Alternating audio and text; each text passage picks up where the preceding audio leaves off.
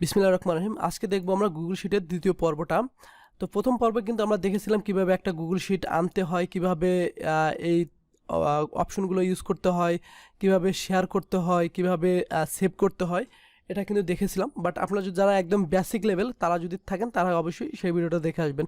And আমরা দেখবো আজকে এই গুগল শিটের এই টুলবারের কাজটা। তো আমরা যারা ভাবতেছি যে টুল বারে আসলে কাজটা আসলে কিন্তু কালার দেওয়া কিংবা বড় ছোট করা, এটা কিন্তু আসলে মেন কাজ না। কাজটা হচ্ছে কিন্তু আমাদের এই টুল বারে যে অ্যাডভান্স ফিচার আছে সেটার কিন্তু কাজ। যেমন আমি যদি এখান থেকে দেখাই, একটু আপনাদের একটু কাজ দেখাই, আমি এটা দেখাবো। এখান থেকে যদি আমি এই কলামগুলো কিন্তু কালার করে নিলাম, আমি যদি চাই যদি যে কালারগুলা ইয়েলো আছে সেই কালারগুলা আমি চাচ্ছি, বাদ বাকি কালারগুলো আমার দরকার নাই, সেই ক্ষেত্রে আমি এখান থেকে ইয়েলো কালার, শুধু ইয়েলো কালার থাকবে, বাদ বাকি থাকবে না। তো অবশ্যই কিন্তু টুলস বারে কিন্তু অনেক ইম্পর্টেন্ট কাজ আছে, ভিডিওটা সম্পূর্ণ দেখেন তাহলে বিষয়টা আরও ক্লিয়ারভাবে বুঝতে পারবেন। ওকে, আচ্ছা। তো টুলবারের কাজের জন্য প্রথমে আমাদের দেখব এখান থেকে উইন্ডো রিডো, মানে আপনার কিভাবে একটা কাজ যদি ভুল করে থাকেন সেটা হচ্ছে ব্যাক স্পেস আসবেন এবং আবার আগের পজিশনে ফিরে যাবেন। যেমন আমি যদি এখান থেকে এরর রিমুভ করে দিই, আমি চাইলে এখান থেকে যে এটা কিন্তু আবার ব্যাক আনতে পারি, ব্যাগে যাওয়ার পর ব্যাগ আসবে। অ্যান্ড আবার যদি না আমার চাই যে এটা ব্যাক যেটা রিমুভ করছি সেটাই থাকবে, সেটা আবার ক্লিক করলে এটা কিন্তু চলে আসবে। আর শর্টকাটের জন্য কিন্তু কন্ট্রোল এক্স এবং কন্ট্রোল ওয়াই এবং কন্ট্রোল জেড ইউজ করা হয়। অ্যান্ড এখান থেকে আপনার প্রিন্ট অপশন, এটা আমাদের দরকার নেই। অ্যান্ড এখান থেকে জুম 100%, আপনার ডিসপ্লে, আপনার যে পিসি আছে সেই পিসির ডিসপ্লে অনুযায়ী আপনার 100% কিংবা 90% অ্যান্ড 70% যেটা ইউজ করেন না কেন আপনার পিসির উপরে ডিপেন্ড করবে, আপনার এটা নিজের ইচ্ছা মতো করে নিয়ে নেবেন। অ্যান্ড দেন এখানে আমাদের এই অপশনগুলোর কোনো কাজ নেই। তারপর আছে টেক্সট ফন্ট। টেক্সট ফন্টটা হলো আমাদের শিটের যে লেখাগুলো আছে সেটা কোন ফন্টে আমরা রাখবো, সেটা হচ্ছে টেক্সট ফন্ট। তো সেক্ষেত্রে আমাদের টাইটেল কলাম কিন্তু আমাদের একটা ফরম্যাট আছে, মানে একটা ফন্ট আছে। তো আমরা চাইলে যদি এই দুটা কিন্তু আমরা যদি এরিয়াল করে দিই, দেখেন এটা কিন্তু খারাপ দেখায়, একটা এক ফন্ট আর একটা এক ফন্ট। সবসময় আপনি একটা ট্রাই করবেন, সবসময় এই শিটটা কিন্তু একটা ফরম্যাটে রাখার চেষ্টা করবেন, মানে একটা ফন্টে রাখার চেষ্টা করবেন। তাই তার জন্য আপনার ফুল কলামটা মানে ফুল শিটটা সিলেক্ট করবেন, এখান থেকে যে কোনো একটা ফন্ট, এটাই হোক কিংবা এরিয়াল হোক, যেটা হোক একটা ফন্ট ইউজ করবেন। তো আমি এরিয়াল ফন্টটাই মানে আমি ইউজ করে থাকি।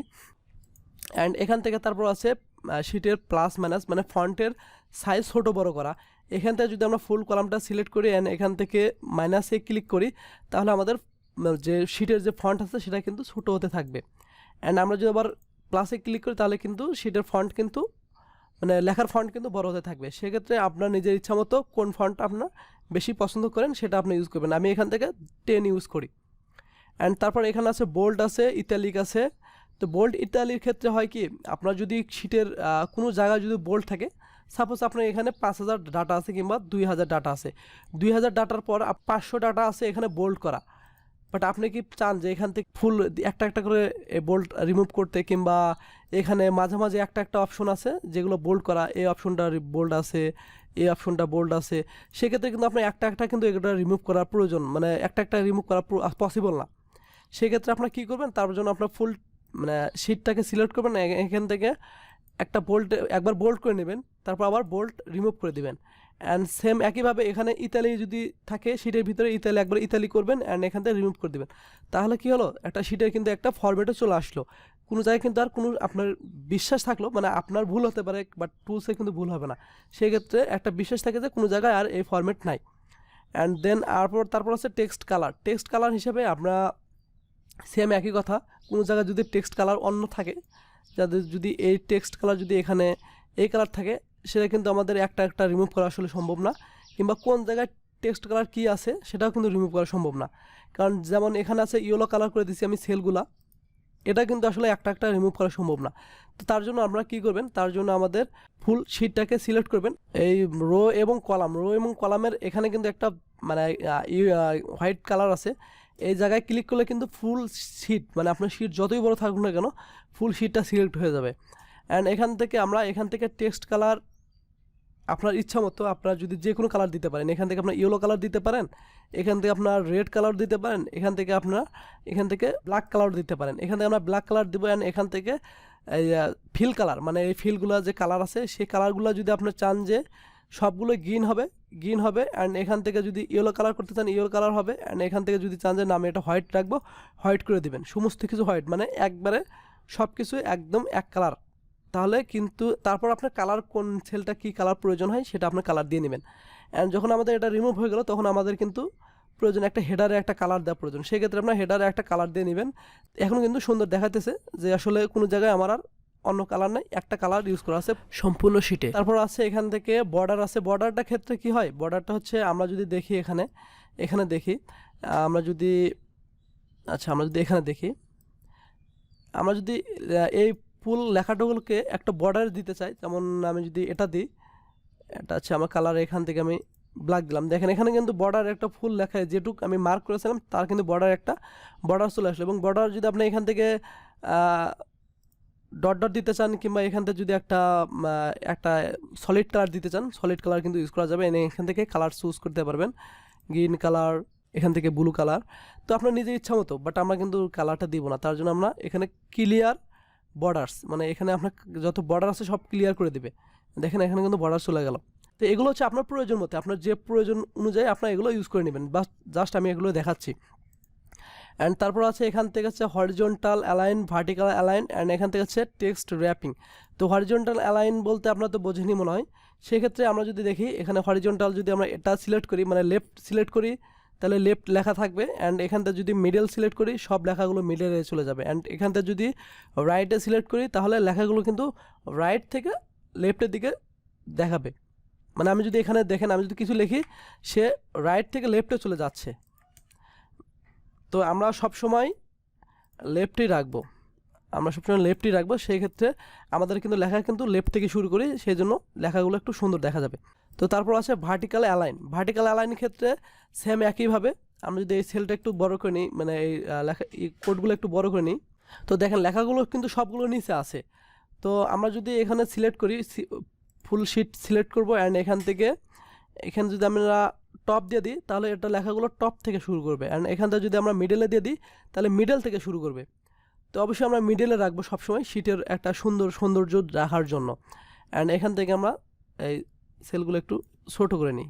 দেন তারপর আছে এখান থেকে টেক্সট র্যাপিংয়ের ক্ষেত্রে আপনার যে বিষয়টা হচ্ছে, আমি যদি এখানে একটু রিমুভ করে দিই, লেখাগুলো রিমুভ করে দিই, তো দেখেন রিমুভ করার পর কিন্তু আমি যদি একটু কালার করে দিই,